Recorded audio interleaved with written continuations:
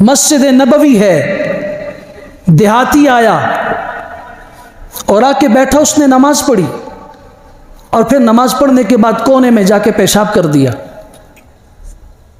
سوچئے ذرا، میرے اور آپ کے سامنے آج کوئی چھوٹا سا بچہ جو ابھی نابالغ ہے، مکلف بھی نہیں ہے، گناہ گار بھی نہیں ہے، معصوم ہے، وہ پیشاب کرے، سارے دوڑ پڑیں گے اس کی طرف مارنے کے لیے۔ اس نے پیشاب شروع کیا، صحابہ اٹھے مارنے کے لیے کہ یہ ہماری عبادت خانے میں، مسجد میں پیشاب کر رہا ہے۔ امام الانبیاء صلی اللہ علیہ وسلم نے رد عمل نہیں سکھایا، آپ نے فرمایا نہیں، لا تزرمو، اس کا پیشاب نہ بند کرو، بیمار ہو جائے گا، کسی بیماری میں مبتلا ہو جائے گا، نہ کرو ایسا، کرنے دو۔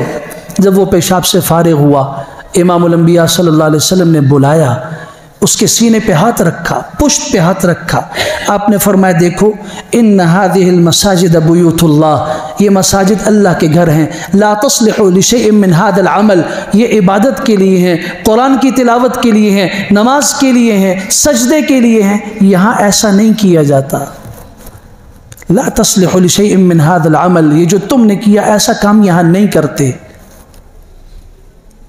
یہ جب واپس گیا ہے تو اس نے کہا اللہ کی قسم میں تو آج ایک ایسے آدمی سے مل کے آیا ہوں کہ میں نے عرب کی سرزمین پہ اس سے بڑھ کر اخلاق والا کوئی نہیں پایا۔ پوری قوم اس کے اس جملے پر اٹھی، چلو ہمیں بھی ملاؤ وہ شخصیت کون ہے۔ اور جب امام الانبیاء صلی اللہ علیہ وسلم کی خدمت میں حاضر ہوئے تو 300 افراد کا پورا قبیلہ مسلمان ہو گیا۔ تمہارے فتووں کی زد میں تم اسلام کی خدمت نہیں کر رہے ہو۔ میں اگر کر رہا ہوں تو میں نہیں کر رہا، میں اپنے پیغمبر کا مقدس مشن تباہ کر رہا ہوں۔ میں اگر رد عمل کر رہا ہوں، یہ امت دن بدن بکھر رہی ہے، اور اس کے بکھرنے کی وجہ یہ ہے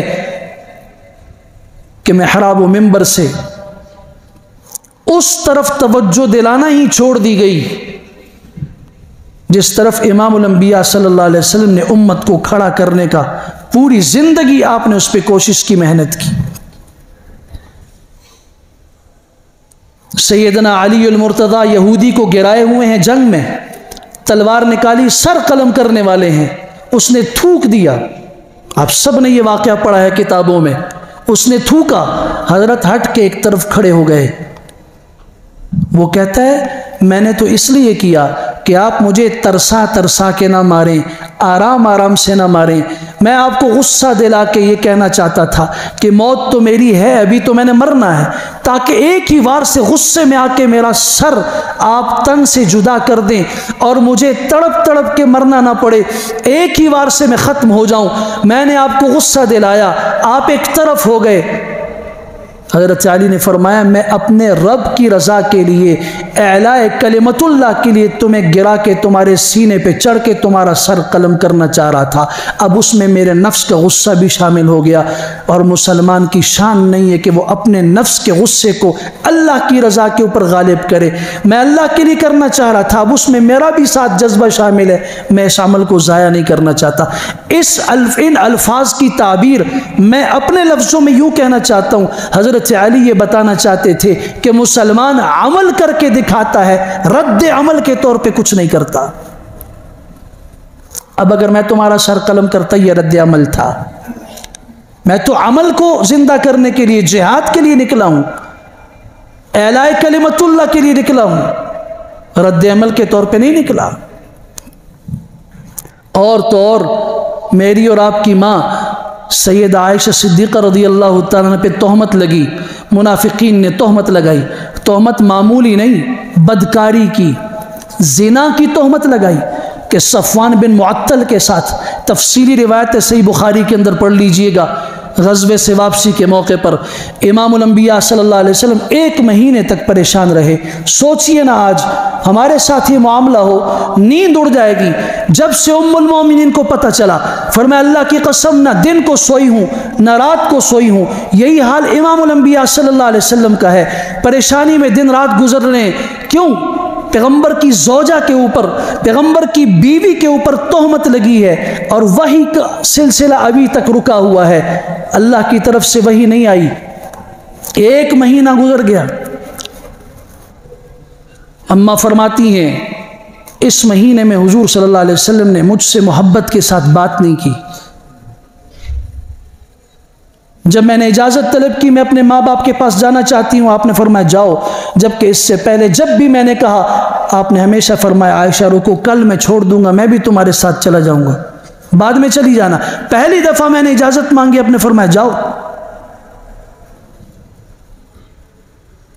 اور وہاں بوڑھا باپ اور بوڑھی ماں بیٹھی ہوئی رو رہی ہیں اور کہتی ہیں بیٹی انسان سے غلطی ہو جاتی ہے. کلیجہ پھٹ گیا. الفاظ حضرت عائشہ صدیقہ کے قریب تھا کہ میرا کلیجہ پھٹ جاتا کہ یہ حقیقت سے واقف نہیں ہے. باپ اور ایک ماں مجبوری میں پورے مدینہ میں ڈنڈورا پٹ رہا ہے، کیا کیا جائے؟ میں سمجھتا ہوں کہ یہ ایک پیغام تھا، ورنہ اسی وقت معاملہ اللہ کلیئر کروا دیتے حضرت جبرائیل کو بھجوا کے. 1 مہینہ تک یہ معاملہ گزرا. مسلمان اذیت سے گزرے، منافقین تمطراق سے پروپیگنڈے کرتے ہوئے سینے پھلا کے جا رہے تھے. دیکھا محمد کی عزت خاک میں مل گئی صلی اللہ علیہ وسلم. دیکھا کیسی تھی اس کی بیوی. یہ باتیں وہ کرتے تھے. کسی ایک مجلس میں حضرت عائشہ فرماتی ہیں ایسی مجلس نہیں جس میں عبداللہ بن ابی بیٹھ کے میرا مذاق نہ اڑاتا، اور میرا کیا حضور کا مذاق نہ اڑاتا. قرآن مجید نے یہ منظر پیش کیا ہے تو جو الفاظ استعمال کیے ہیں ذرا غور کیجئے. ان الذین جاؤوا بالافک عصبۃ منکم لا تحسبوه شرا لکم بل هو خیر لکم لکل امرئ منهم ما اکتسب من الاثم والذی تولى کبرہ منهم له عذاب علیم. سبحان اللہ. اللہ فرما رہے ہیں غم نہ کرو، پریشان نہ ہو، یہ تمہارے لیے برا نہیں ہے، اس میں تمہارے لیے بہتری ہے. یا اللہ، پیغمبر کی ناموس پہ حملہ ہو گیا اور ہمارے لیے اس میں کیا بہتری ہے؟ قرآن کہتا نہیں لا تحسبوا شرا لکم، اسے اپنے لیے برا نہ سمجھو، بل هو خیر لکم، بہتر ہے تمہارے لیے. جس ظرف میں جو ہوتا ہے وہی باہر نکلتا ہے. یہ غلیظ ظروف تھے، غلیظ سینے تھے، نفاق سے بڑے ہوئے سینے تھے، ان سے اندر غلاظت نکلنی تھی، گند نکلنا تھا، وہ نکل گیا. لِكُلِّ امْرِئٍ مِّنْهُمْ مَا اكْتَسَبَ مِنَ الْإِثْمِ، جس نے جو کمانا تھا کما لیا.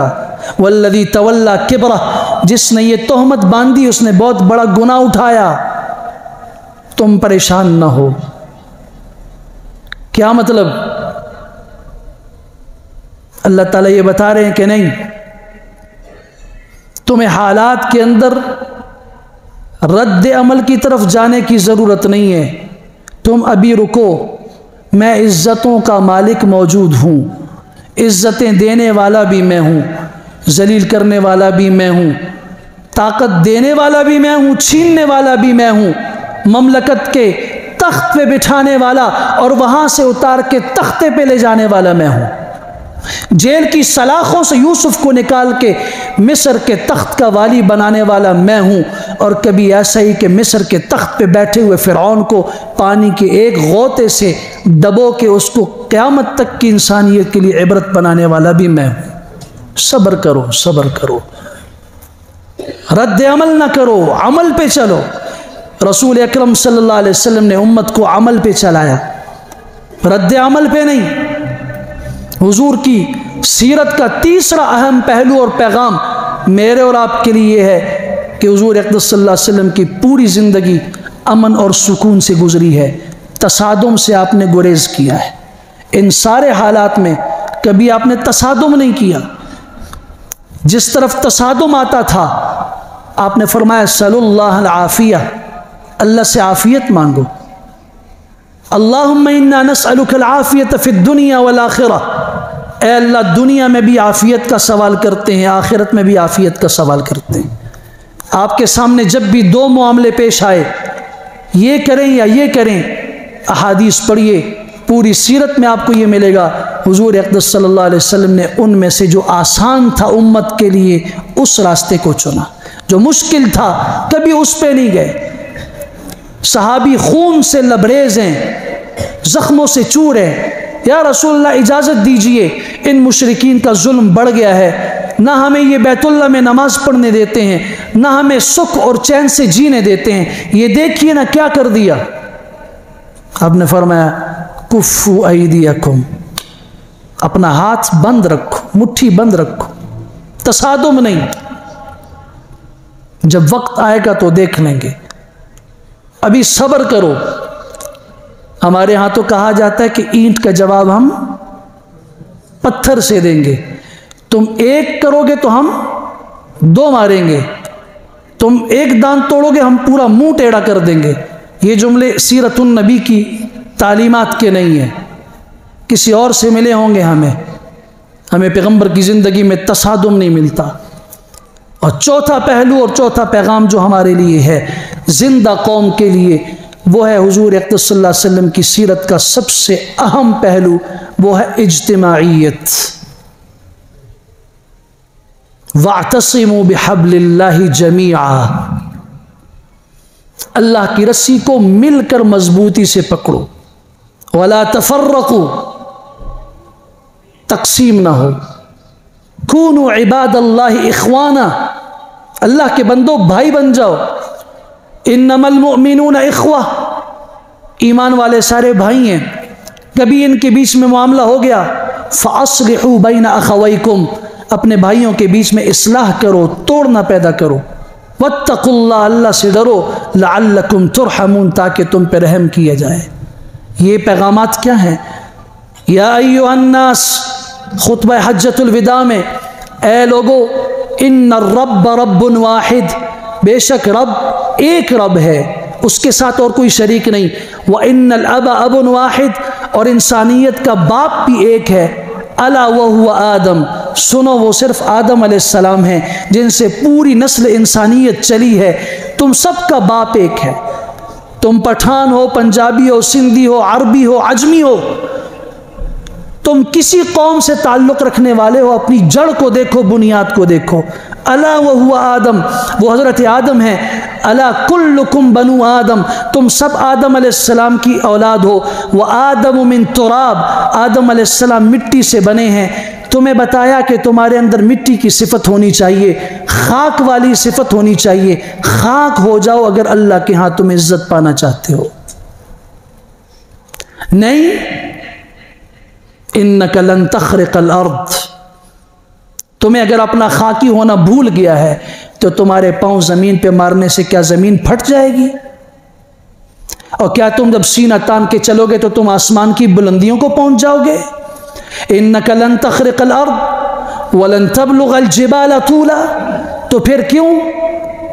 الا کلکم بنو آدم وآدم من تراب، الا لا فضل لعربی علی عجمی ولا لعجمی علی عربی، کسی عربی کو عجمی پر، کسی عجمی کو عربی پر کوئی فوقیت نہیں ہے، الا بالتقوی، مگر اس تقوی کی بنیاد پر جس تقوی نے، آج نماز ظہر کا وقت ہے، بیت اللہ فتح ہو چکا ہے، پہلی نماز ہے آج، مسلمان تم تراق کے ساتھ 10,000 مسلمان مدینہ منورہ سے آئے، 2,000 یہاں نئے مسلمان ہوئے، آج پہلی نماز مسلمان بیت اللہ میں پڑھیں گے ہجرت کے بعد، ظہر کی نماز کا وقت ہے، اور صحابہ کرام موجود ہیں، ابو بکر صدیق، سیدنا فاروق اعظم، علی المرتضیٰ، ایک ایک عظیم صحابی موجود ہے، عشرہ مبشرہ میں سے موجود ہیں، اذان کا وقت آیا، ہر ایک کی خواہش امڑ رہی ہے، آج اذان میں دوں، آزادی کے بعد کی اذان کا مزہ ہی کچھ اور ہوتا ہے، غلامی کی اذانیں اور ہوتی ہیں، آزادی کے اندر اذان کا اور آزادی کے اندر نعرہ تکبیر کا جو مزہ ہے وہ غلامی میں نہیں ہوتا۔ سب کی خواہش ہے، آپ علیہ السلام بیت اللہ کے دروازے کے پاس کھڑے فرما رہے ہیں، این بلال، بلال کدھر ہے؟ بلال پیچھے کھڑے ہیں، راستہ دیا گیا، فرمایا بلال بیت اللہ کی چھت پہ چڑھ کے آج اذان دو۔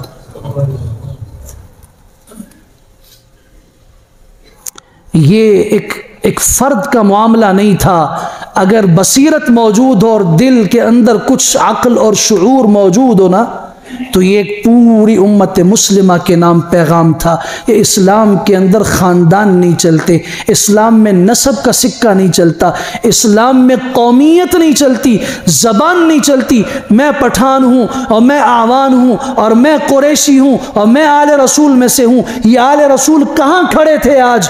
مجھے بتاؤ۔ حضرت بلال آل رسول میں سے تھے، یہ اہل بیت میں سے تھے، یہ کون سے بڑے خاندان کے فرد تھے جنہیں آج جو عزت نصیب ہو رہی ہے وہ کسی اور کے حصے میں نہیں آ رہی؟ کیوں؟ اس لیے کہ اس مکہ کی گلی گلی میں جو اذیتیں حضرت بلال نے سہی تھیں وہ کسی اور نے نہیں سہی تھی۔ کبھی مشرکین کے ناپاک پاؤں کے نیچے، غلیظ اور گندے پاؤں کے نیچے حضرت بلال اور ان کے سینے کے اوپر پتھر جنہیں 8 آدمی اٹھا کے رکھتے تھے، اور نیچے جلتے ہوئے کوئلے اور انگارے، اور مکہ مکرمہ میں آج بھی چلے جاؤ، مجھے کوئی وہاں بغیر جوتوں کے پہاڑیوں پہ چل کے تو دکھائے۔ نوکیلے پتھر آج بھی موجود ہیں، ان پتھروں میں، ان گلیوں میں حضرت بلال کی آوازیں احد احد کی گونجتی تھیں۔ آج عرش کا رب عزت دینے والا آج بتا رہا ہے کہ آج ابوبکر صدیق بھی نیچے کھڑے ہوں گے، آج امام الانبیاء صلی اللہ علیہ وسلم بھی نیچے کھڑے ہوں گے، آج ایک غلام بیت اللہ کی چھت پہ کھڑا ہوگا جس کی نسل کا اور نسب کا کسی کو پتہ نہیں۔ کیوں؟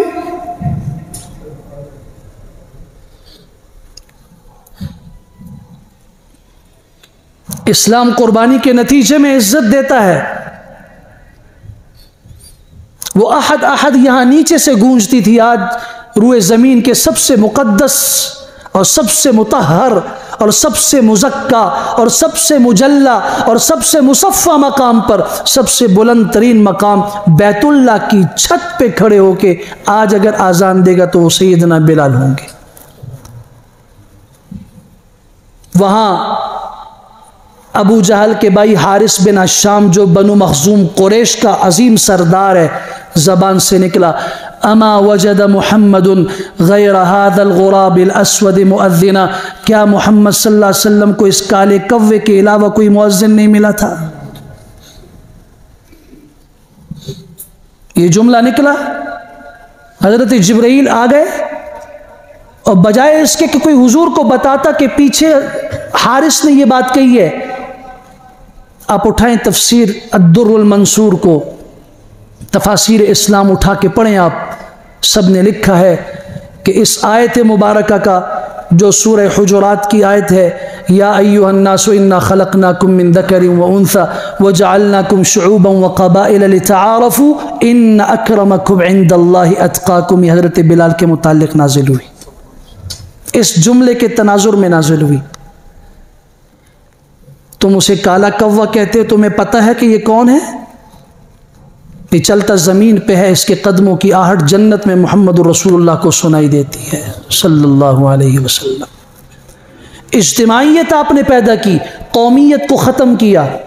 قومیت کا نعرہ اجتماعیت کو ختم کرتا ہے، زبان کا نعرہ، لسانیت کا نعرہ اجتماعیت کو ختم کرتا ہے، تعصب کا نعرہ اجتماعیت کو ختم کرتا ہے۔ ان سارے بتوں کو اسلام نے آ کے توڑا، ایک لڑی میں ایک تسبیح کے دانوں کی طرح کالا بلال حبشی بھی موجود ہے، اور بنو عدی کا شہزادہ عمر بن خطاب بھی اسی لڑی میں موجود ہے، حضرت عثمان بھی اسی لڑی میں موجود ہے، بنو امیہ کے شہزادے، مختلف خاندان ہیں مکہ مکرمہ کے، خواہ مکہ کے ہیں، باہر سے آنے والے ہیں، فارس کا سلمان ہے، غفار یمن کا ابو ذر ہے، ابو ہریرہ ہے، سب کو اسلام نے ایک لڑی میں تسبیح کے دانوں کی طرح پرو دیا ہے، اور دنیا کی کوئی طاقت اس تسبیح کو توڑ نہیں سکتی۔ اللہ تعالی ہمیں یہ بات سمجھنے کی توفیق عطا فرمائے۔ رویوں میں ہمیشہ مثبت رویہ اختیار کیجئے، عمل اختیار کیجئے، رد عمل نہیں، تصادم سے بچیے، اجتماعی نظام پیدا کیجئے۔ یہ سیرت النبی کی 23 سالہ زندگی کا خلاصہ ہے۔ اللہ ہمیں عمل کی توفیق عطا فرمائے۔